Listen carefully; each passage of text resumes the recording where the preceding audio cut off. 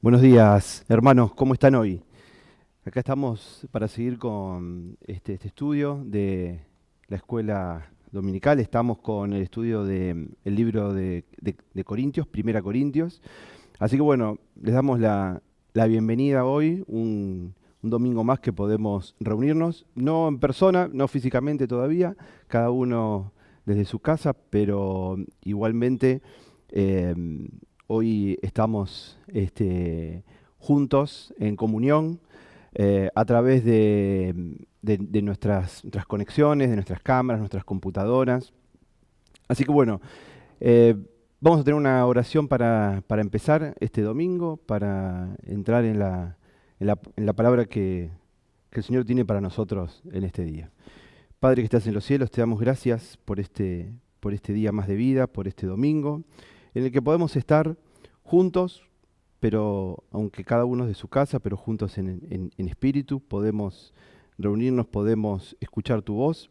Y te pedimos que en esta mañana seas vos el que nos estés guiando, el que nos estés hablando, que cada palabra que se diga provenga de tu sabiduría, Señor. Te pedimos que te quedes con nosotros, en el nombre de Jesús. Amén. Bueno, y estamos, hace varios domingos ya que estamos estudiando, estamos con el libro de Primera Corintios. Si tienen sus Biblias ahí y ya quieren ir buscando, nos vamos a ir acercando hoy al capítulo 10 de Primera de Corintios. Y esta es una carta que escribió el apóstol Pablo, ¿sí? Le escribió a una iglesia que estaba en un lugar, en una zona que se llama Corinto, ¿sí? Y bueno, los corintios, los miembros de esta iglesia tenían algunas dificultades. Ellos eran un grupo de iglesia que tenía muchos dones, tenía mucho conocimiento, ¿sí? Era gente instruida, inteligente, pero eh, contracara de eso tenían un problema con el orgullo que generaba ese conocimiento, y tenían, entre otro tipo de muchos problemas que tenían, un malentendido de las doctrinas básicas, de las enseñanzas básicas del cristianismo. Entonces Pablo escribe esta carta y va a aclarar diferentes temas y va a ir tocando diferentes cuestiones, que son todas las que estuvimos viendo. Y en particular, ahora estamos con un tema que empezamos el domingo pasado, que tenía que ver con una de las consultas que ellos tenían y que tenía que ver con comer o no comer cierto tipo de alimento, que ahora vamos a ver un poquito más de qué se trataba. Pero en el fondo, la cuestión de los corintios, o la pregunta de los corintios, tenía que ver con si algo se podía o no se podía, ¿sí? Olvidémonos por un momento de que se trataba de una cuestión de comida, ¿sí? Los corintios preguntan algo concreto: ¿esto se puede o no se puede? ¿Sí? Y Pablo, en vez de responder directamente, que de hecho lo va a hacer de todas maneras, Pablo prefiere enseñar, más que una regla, prefiere enseñar un principio, ¿sí? Un principio es mejor que una regla, porque una regla nos dice específicamente qué hacer, ¿sí? Ante una situación determinada. Y está bien, necesitamos reglas para organizarnos, para vivir, y es fácil tener reglas porque uno las reglas, bueno, simplemente tiene que seguirlas, no las cuestiona. Pero un principio es mucho mejor porque un principio guía esas reglas y nos permite entender el por qué. E incluso nos permite tomar decisiones que van más allá de una regla específica, ¿sí? A veces, si tenemos una regla y de golpe cambia una situación, no sabemos qué hacer. En cambio, un principio siempre es mejor, es superior. Entonces Pablo quiere enseñarles a los corintios un principio, ¿sí? O una serie de principios que ellos entiendan y que va a servir no solamente para solucionar un problema puntual que ellos pueden tener, sino para enfocarse de una forma en la cual ellos se sientan seguros, y la enseñanza sea clara y aplicable. Entonces,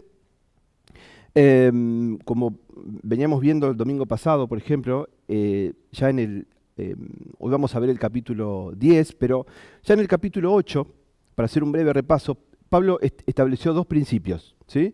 Primero, que un ídolo, ¿sí? Estos ídolos que había en la antigüedad, los cuales se les rendía culto, realmente no era nada, ¿sí? En sí mismo no era nada, o sea, era un pedazo de madera, de bronce, del material que fuese, pero el ídolo no tenía ningún poder ni podía hacer nada por las personas, ni un bien ni un mal. Eh, este, entonces, esto estaba bien, para los corintios lo habían entendido bien y ellos actuaban en consecuencia de esto. El segundo principio que también estuvimos viendo fue que el amor es más importante incluso que el conocimiento, ¿sí? Así que, aunque yo sepa, por ejemplo, que comer carne que fue sacrificada previamente a los ídolos estaba bien, para ellos podían hacerlo, si eso causaba que un hermano tropezara, ¿sí? No lo voy a hacer porque no es lo más amoroso que yo puedo hacer, ¿sí? Y acá nos metemos de lleno en el problema específico que tenían los corintios y por el cual ellos habían hecho la consulta, ¿sí? Ubiquémonos un poco en este tiempo.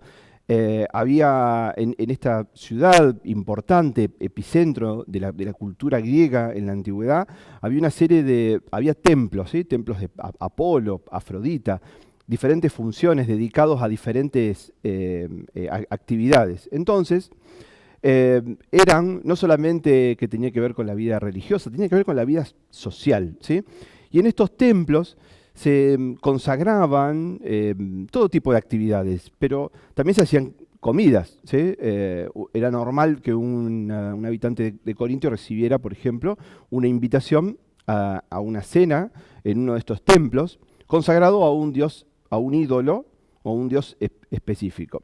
Entonces, los corintios preguntaban, si el ídolo en sí no tiene ningún poder, ¿sí? Y yo voy a este templo y como esta carne o como esta comida, ¿está mal esto? ¿Me va a hacer mal? ¿Está bien o está mal? ¿Sí? ¿Puedo o no puedo? Esa era la pregunta. Y Pablo contesta, más importante que esto, habíamos visto, es el amor. ¿Por qué? Porque si un hermano, si un creyente que todavía tiene o que considera o que piensa o no se siente seguro respecto a estas actividades, ve esto, ¿sí? De alguna forma yo estoy poniendo un tropiezo en su fe, ¿sí? Entonces es más importante lo que yo le estoy haciendo a otro que lo que esa comida puede o no hacerme a mí. Entonces ese es el principio del amor que Pablo estuvo explicando, ¿sí? E incluso se va a poner él como ejemplo y dice, voy un poquito antes del 10, estoy en el capítulo 9, versículo 22. Me hice débil a los débiles para ganar a los débiles, a todos me hice de todo para de alguna manera salvar a algunos. Pablo se pone como ejemplo de sacrificio, de dejar cosas que a lo mejor eran derecho para él, eran derechos que él tenía como apóstol, y sin embargo para él no era nada si había alguna situación o algo en el cual él pudiese poner en peligro a alguien más débil en la fe. Dice, incluso respecto de esto, dice un poquito más adelante, versículo 23, dice, y todo hago por causa del Evangelio para ser copartícipe de él. Pablo tiene claro cuál es su objetivo, sabe Pablo está enfocado en una meta y sabe que todo aquello que él tenga que renunciar él no le cuesta, porque claro a dónde va, ¿sí? Entonces, y va a utilizar un ejemplo, que es un ejemplo de un atleta. Si quieren, lean conmigo a partir del 9:24.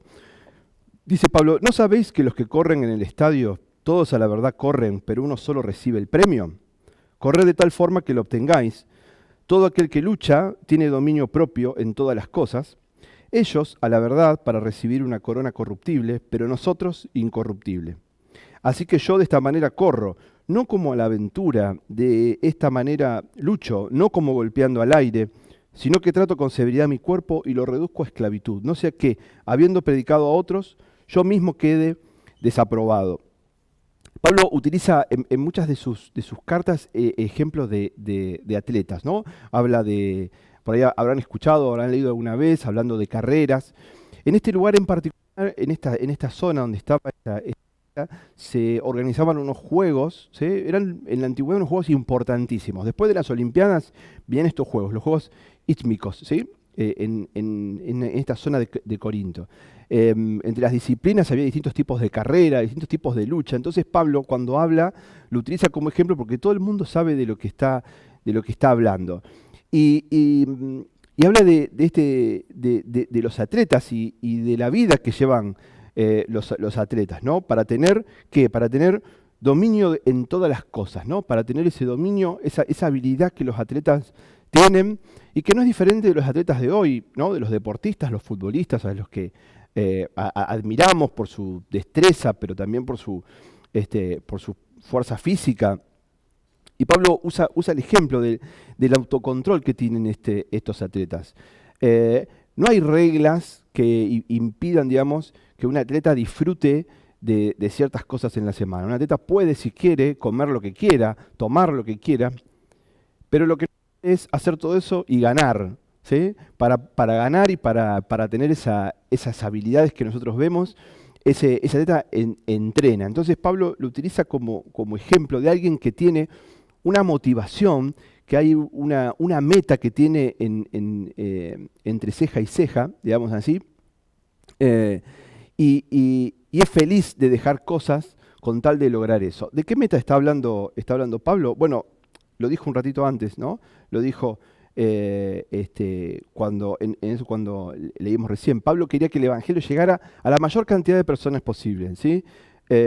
Judíos, griegos, romanos, fuertes, débiles. Entonces, él estaba dispuesto a hacer lo que sea necesario, a renunciar a sus libertades o derechos personales con tal de lograr esa meta. E incluso se compara con un atleta y dice, si un atleta hace todo esto por una corona, ¿sí? En ese tiempo las coronas eran de hojas de pino, antes eran de perejil, también podían ser de hojas de olivo, una corona perecedera, ¿sí? ¿Cuánto más un creyente haría por una corona que es eterna? Entonces, Pablo empieza acá a poner las bases de lo que quiere enseñarnos en este capítulo. Y dice en el capítulo 10, porque no quiero, hermanos, que ignoréis que nuestros padres estaban todos bajo la nube, y todos pasaron por el mar, y en Moisés todos fueron bautizados en la nube y en el mar.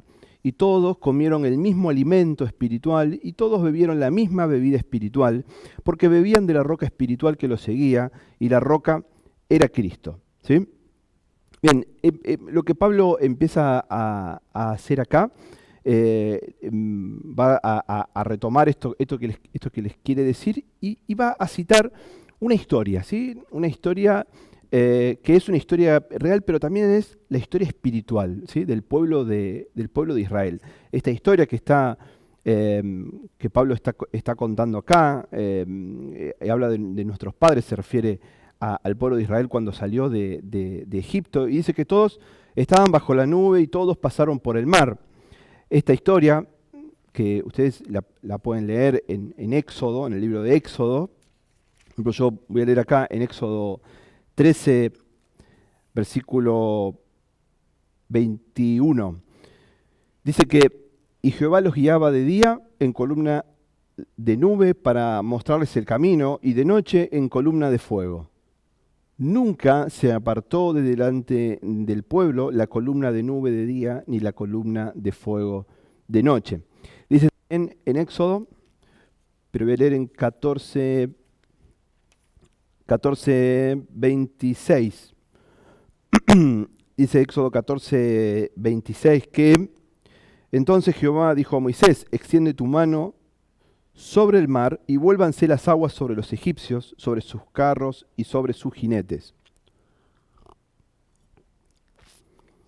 Cuando Pablo dice que estaban bajo la nube y todos pasaron por el mar, ¿sí? Y todos fueron bautizados en la nube y en el mar, ellos no fueron bautizados por inmersión como hacíamos nosotros y hacía la iglesia ya en la época de Pablo, pero sí pasaron bajo el mar de alguna forma, porque cuando el mar se abrió, y esa es la historia que está contada en Éxodo 14, ellos pasaron por debajo del nivel del mar. Entonces, Pablo utiliza esta figura para hablar, ¿no? Y para mostrarnos esto, cómo Dios guió a su pueblo a través del desierto. Pero dice que también 10:5, yo sigo leyendo de Corintios, pero Dios no se agradó de mucho de ellos porque quedaron tendidos en el desierto. Pues quedaron tendidos en el desierto, perdón. Y todas estas cosas sucedieron como ejemplos para nosotros, para que no seamos codiciosos de cosas malas, como ellos codiciaron, ni seáis idólatras como algunos de ellos. Tal como se ha escrito, se sentó el pueblo a comer y a beber, y se los hizo levantar a jugar. Ni forniquemos como algunos de ellos fornicaron, y en un día cayeron 23.000, ni tentemos a Cristo como algunos de ellos lo tentaron, y perecían por las serpientes. Ni murmuréis, tal como algunos de ellos murmuraron, y perecieron por el destructor. Y estas cosas les acontecían como ejemplo, y fueron escritas para amonestarnos a nosotros, a quienes han alcanzado los fines de los siglos. Así que Pablo está utilizando esta historia conocida por todos y que tenía que ver con el pueblo de Dios, el pueblo escogido, que había sido rescatado de Egipto, que había sido guiado por el desierto, protegido con esta nube que incluso no solamente les guiaba el camino, también los protegía de día. Pero dice que ellos, nos cuenta también la historia, que ellos no fueron, no se agradó de muchos de ellos, dice Dios. ¿Y por qué no se agradó de muchos de ellos? A ver si podemos entender por qué Pablo nos cuenta la historia. Y para eso nos vamos a leer algunos versículos del libro de Números, ¿sí? En el libro de Números 11.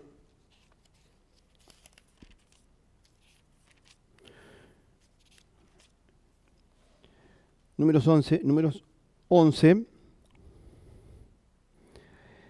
dice que aconteció que el pueblo comenzó a murmurar amargamente a oídos de Jehová, y Jehová lo oyó, y fue encendida su ira, y el fuego de Jehová, inflamado contra ellos, consumió un extremo del campamento. Entonces el pueblo clamó a Moisés, y Moisés oró a Jehová, y el fuego se extinguió. Y el nombre de aquel lugar fue llamado Taberá, porque el fuego de Jehová fue encendido contra ellos. Y dice el 4, y la chusma que iba en medio de ellos sintió otra vez un gran deseo, y también los hijos de Israel lloraron y dijeron, ¿quién nos diera a comer carne?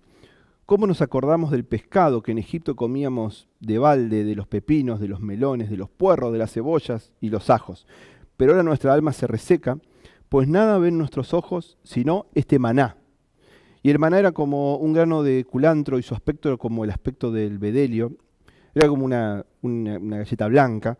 El pueblo se dispersaba para recogerlo, y lo molían en molinos, o lo machacaban en morteros, y los cocinaban en ollas, o hacían bollos con él, y su sabor era como el sabor del bollo de aceite. Y por la noche, cuando el rocío descendía sobre el campamento, el maná descendía con él. Y dice un poco más adelante, en Números 14, dice que entonces toda la asamblea levantó la voz y clamó, y el pueblo estuvo llorando aquella noche, y todos los hijos de Israel murmuraron contra Moisés y Aarón, y toda la asamblea les dijo, ojalá hubiéramos muerto en la tierra de Egipto, ojalá muriéramos en este desierto. ¿Para qué nos trae Jehová esta tierra? Para caer a espada y que nuestras mujeres y nuestros pequeños sirvan de presa. ¿No nos sería mejor ser devueltos a Egipto? Esto es la historia de cómo el pueblo se rebeló. Y por último también quisiera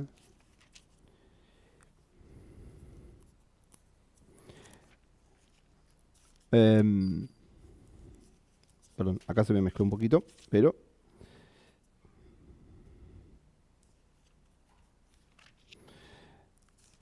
este estaba en el 11.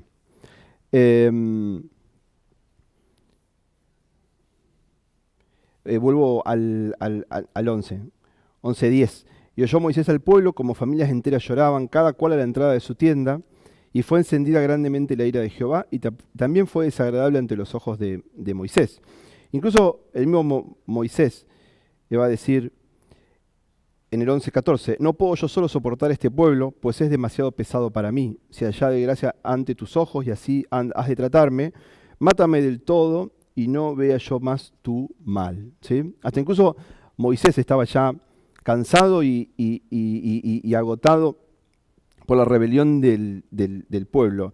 Pero dice que en el versículo 31, llegó un viento de Jehová que trajo codornices desde el mar y las arrojó sobre el campamento, como un día de camino por una parte y un día de camino por la otra, casi 2 codos sobre la faz de la tierra. Y el pueblo estuvo levantando todo el día, toda aquella noche y todo el día siguiente recogiendo codornices.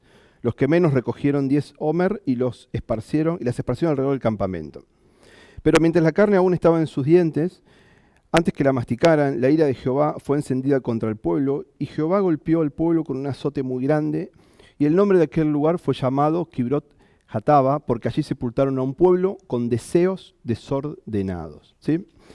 Bueno, volvemos a 1 Corintios 10. Entonces, vemos que los corintios tenían, recordamos, ¿no? Tenían estas dudas, preguntaban qué era lo que se podía y qué era lo que no se podía.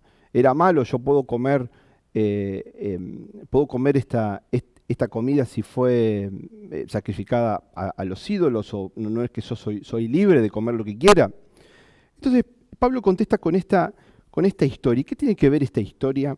¿Cuál es el principio que podemos, o que tenemos que podemos rescatar de acá para esta pregunta que están haciendo los corintios, ¿no? Entonces, por eso leímos estos pasajes de Números. Vemos este pueblo, ¿sí? El pueblo que Dios había escogido, el pueblo de Israel, que había sido rescatado de la esclavitud. Estaba en el desierto y el Señor este pueblo tenía en realidad de parte de Dios, tenía 3 cosas. Tenía dirección, ¿sí?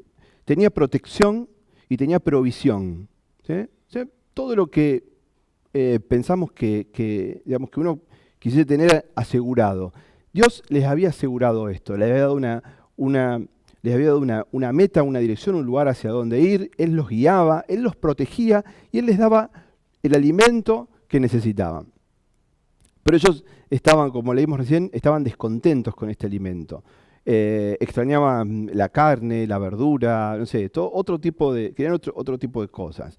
Querían volver, incluso hasta aunque eran esclavos en Egipto, querían volver a las comodidades de Egipto. En su corazón había deseos, ¿sí? Incluso en este lugar donde leímos recién, ese lugar se llamó el lugar donde cayó un pueblo que tenía deseos desordenados.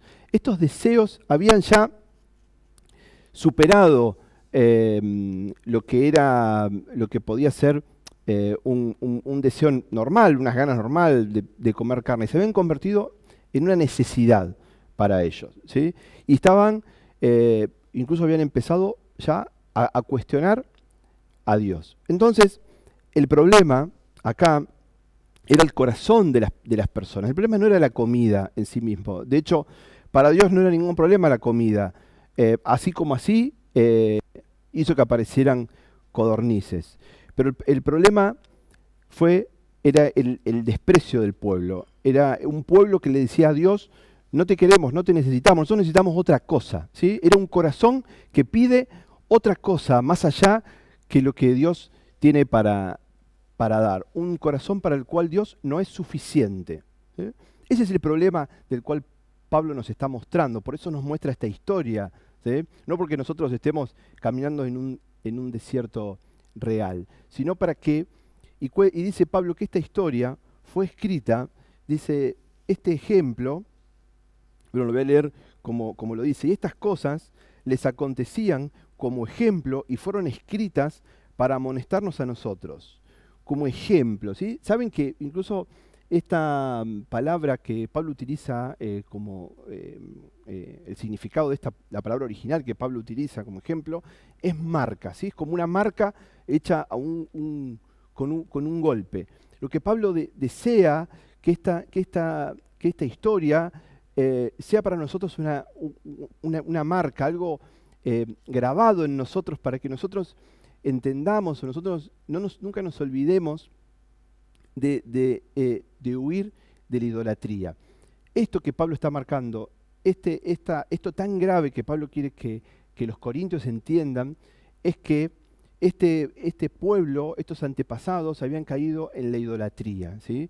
Y decíamos que en realidad los corintios habían preguntado por un tema de comida. Entonces, Pablo sigue leyendo, sigue y dice, así que el que piensa estar firme, mire que no caiga. No os ha sobrevivido ninguna prueba que no sea humana, pero fiel es Dios que no os dejará ser probados más de lo que podéis. Antes bien, juntamente con la prueba, proveerá también la salida para que podáis soportar. Claramente, en el momento en el que más confiados nos sentimos, podemos caer. Y ese es lo que Pablo les marca acá a los corintios, ¿sí? El orgullo de creer que podemos controlar nuestra vida, ¿sí? y que el control está en nuestras manos, nos pone en una situación de caída, ¿sí? de caer. Entonces, no es lo que debiéramos hacer, no es en nosotros en quien debemos confiar. Por eso Pablo dice que no nos preocupemos por esto, si no tengamos miedo ante esto, porque primero que no nos puede sobrevenir ninguna prueba que no sea humana. Si no somos los primeros, no somos los últimos, no somos los únicos. Pero Dios da con la prueba una salida, ¿sí? Una salida, un pasaje a través. Eso es lo que quiere decir. Y incluso en esta semana estuvimos leyendo en casa en el libro de Santiago, en Santiago 4, dice Santiago 4 y 7, hablando también de los conflictos y de las pruebas. Santiago 4, 7, sed pues dóciles a Dios y resistid al diablo y se irá de vosotros, acercaos a Dios y Él se acercará a vosotros.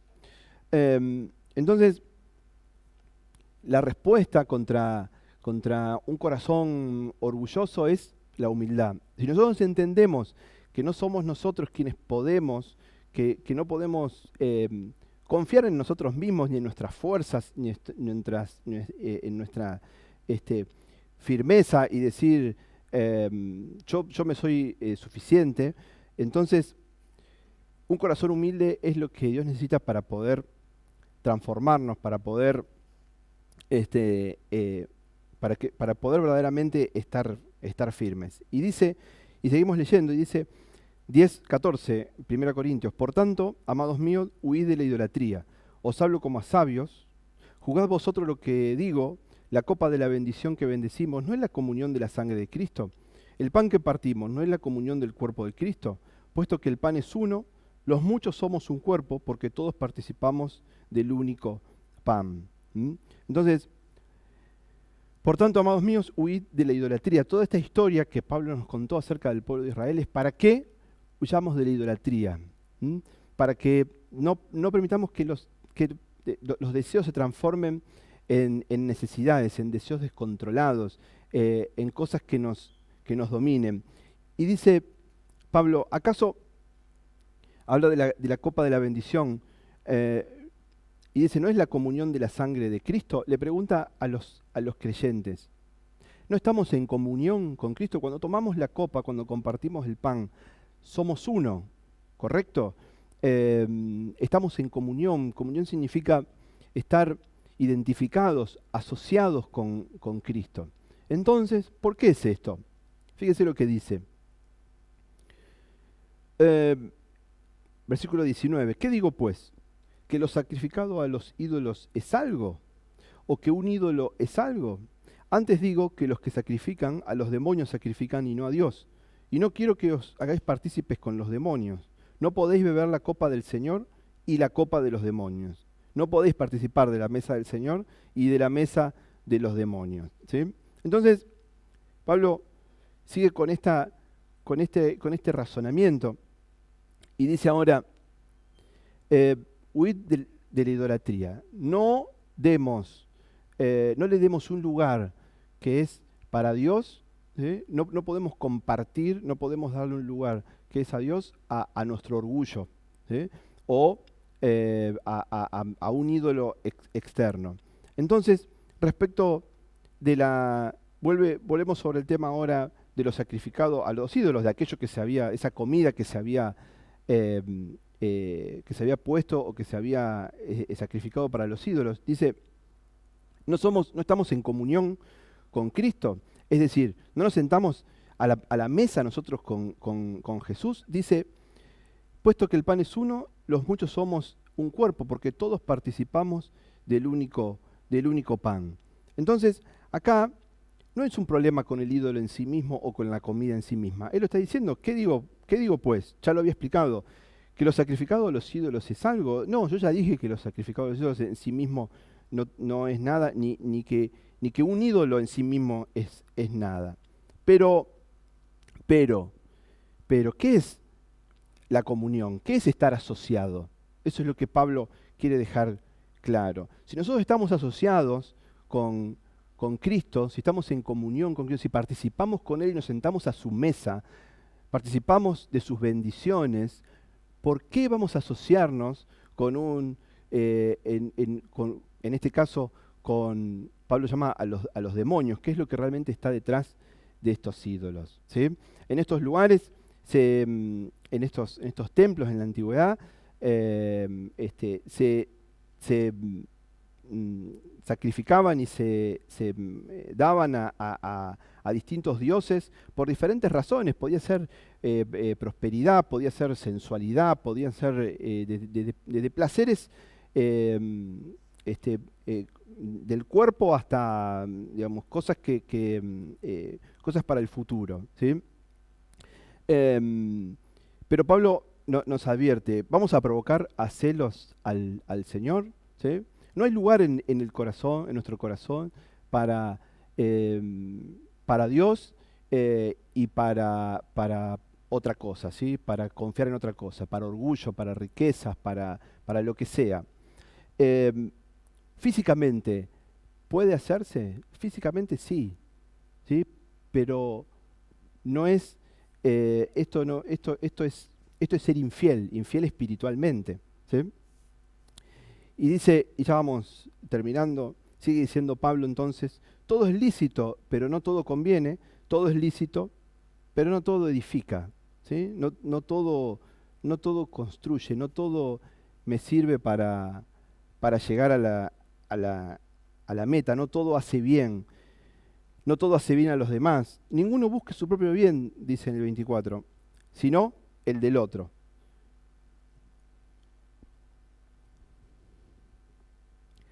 De todo lo que se vende en la carnicería, comed sin preguntar nada por causa de la conciencia, porque del Señor es la tierra y su plenitud.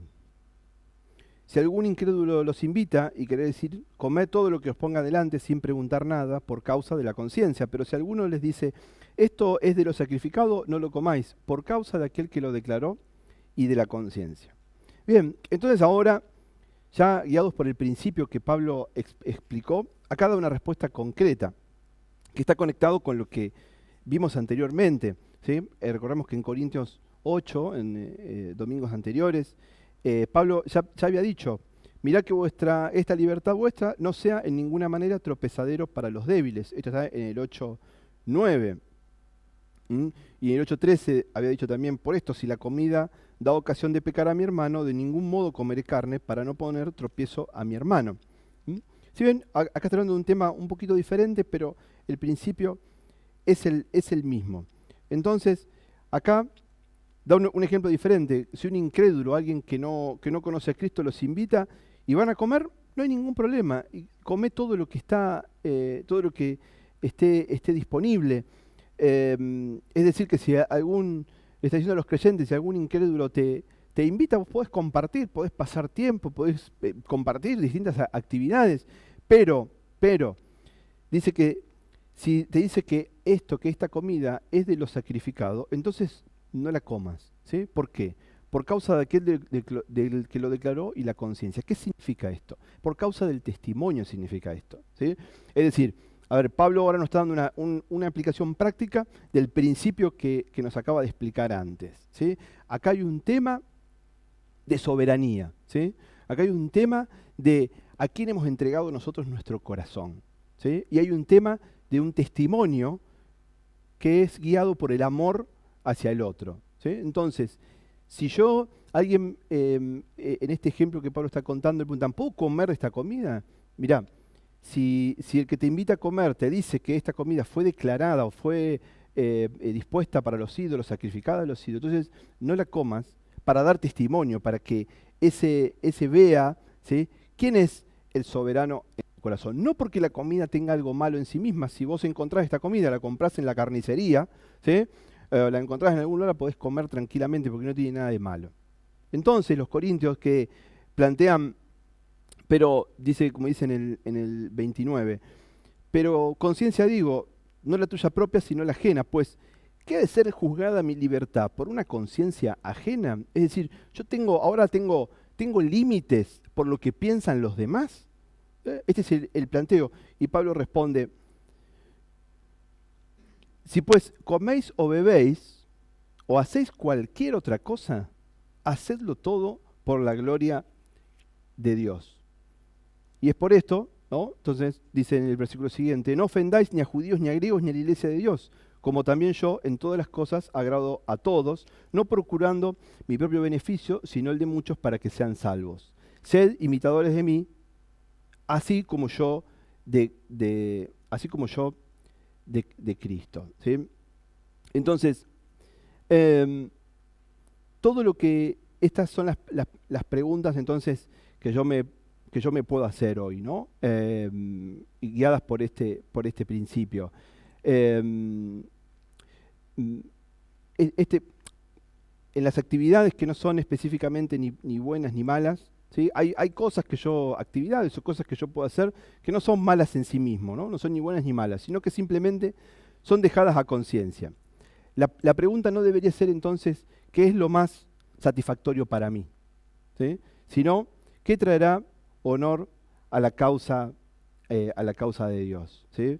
La idolatría es esto, es el desprecio de decir que Dios no es suficiente para mí. Si yo estoy tomando o decidiendo hacer cosas y no me pregunto y no pienso y no hago esta evaluación de mi vida y de mis acciones, entonces estoy despreciando todo aquello que Dios tiene para mí. Y si Dios tiene para nosotros dirección, protección y provisión, no hay motivo ni razón para el egoísmo y el orgullo que no tiene en cuenta las necesidades de los demás. Eso es lo que Pablo quiso entonces que los corintios entendieran y llega a nosotros también hoy, ¿no? Pablo dice, no me mires a mí, ser imitadores de mí como yo lo soy de Cristo. Bueno, terminamos, hermanos, gracias y seguimos con la escuela de los chicos.